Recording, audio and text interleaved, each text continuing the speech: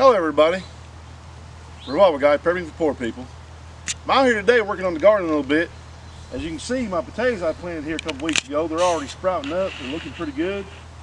I'm gonna run the tiller down between them here today, and I'm gonna haul in a little mulch today or tomorrow and get them covered up so prevent the weeds and keep the moisture in them. I was gonna go over today. I'm getting ready to plant most of my seeds. I've got onions planted. I've got lettuce, and carrots.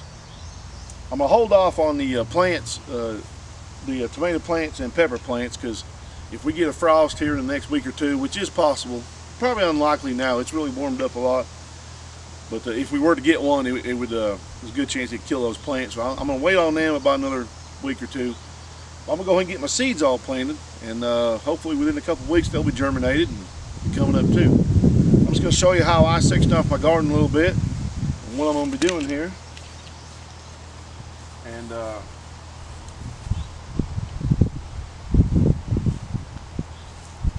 like to plant corn and potatoes side by side. They're a good companion plant. I always try to rotate my crops where I put them in my garden every year. That helps prevent disease, and it helps protect the soil. Some plants take a lot out of the garden or out of your soil. Some put some back in. It just depends what it is. Corn is a really high nitrogen user, so you definitely want to try to rotate it. And so I got some potatoes here. What I'm going to plant here is corn. Now, what I have to be careful of is this way is north. So as the sun comes up and comes around, if I plant my corn too close, it's going to shade my potatoes. And but that's the reason why I always plant my potatoes earlier also, so that way they have a chance to get up a little bit. By the time this corn gets up high enough to shade the potatoes, it probably won't even matter. They should be about done growing by then. So what I do, I'll come off this potato row probably about 4 feet, maybe about 5 feet. I'll make me a little mark. That's where I'm gonna put one row of corn. From then on, I like to space my rows 2 feet apart, and I'll plant the corn on probably on about 10 or 12 inches. This is a 50-foot row, so I'll get about 50 stalks of corn coming down with every row. So I'll come about every 2 feet or so, make me a little mark where I'm gonna make my row here.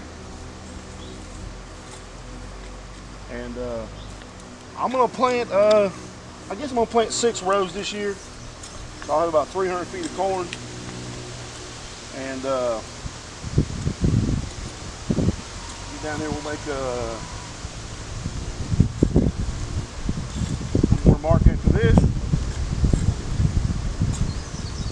And that's how I'll mark about where my rows are gonna be. And I'll take the hoe and I'll make a row down through there. I've got a little more weeds I need to get out of there, but the ground's looking pretty good. It's nice and soft. And after that, I'm gonna come next to my corn and I'm gonna plant some beans. I'm planting bush beans this year. I planted some last year, they did really well.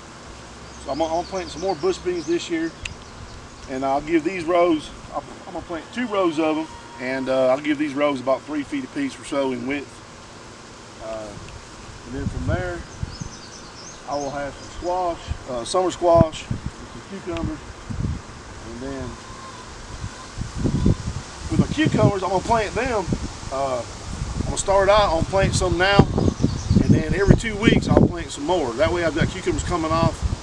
I'll probably do that 4 times, and I'll have cucumbers coming off. They won't all come in at once. Cucumbers, when they actually they make good. I mean, they just grow everywhere, and they're really hard to handle. There's so many of them you can't even deal with them all.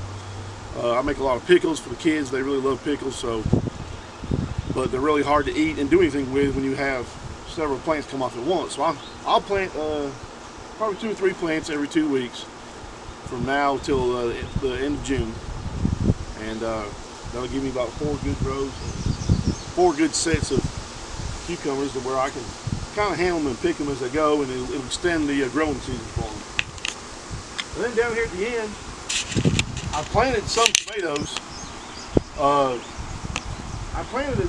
I direct sowed a few tomato plants out of seed. I'm trying that out this year. I talked to a guy that's done it before, and I'm gonna see how that goes. I've never done that before. I do have a couple of tomato plants planted already, and when I get my other tomato plants planted, I'll make a video and show you how I do that. There's kind of a way to do it that really makes it good. There's just some tips in there that I'd like to show you. And that's about going to do it for my garden there. Like I say, I've got several different kinds of vegetables. And this garden is, it's about 50 by 60. It's about 3,000 square feet. And that's quite a bit. That's pretty close. Plus my garden beds, that's pretty close to what I need to feed my family for a year. It won't give us all that we eat, but it'll give us most of what we eat. So, anyway, I'd like to thank you for watching.